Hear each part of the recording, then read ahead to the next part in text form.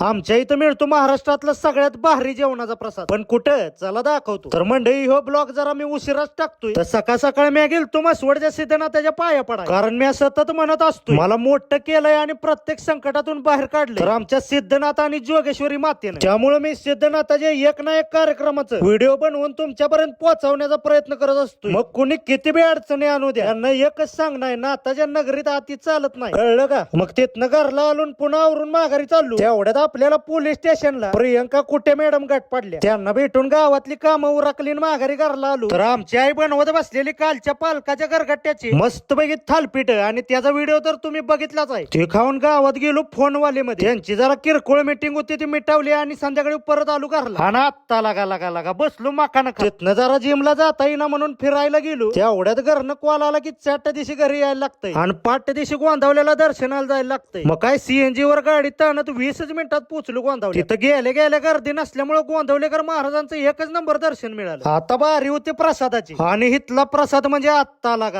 अख्ख्या महाराष्ट्रातच नाही तर अख्ख्या भारतात तुम्हाला अशी चव कुठं भेटणार नाही. इतका भारी प्रसाद इथं जेवण म्हणून दिलं जात. तुम्ही पण गोंदावल्याचा प्रसाद कधी खाल्लाय का? आणि खाल्ला असेल तर कसा वाटला ते कमेंट करून सांगा.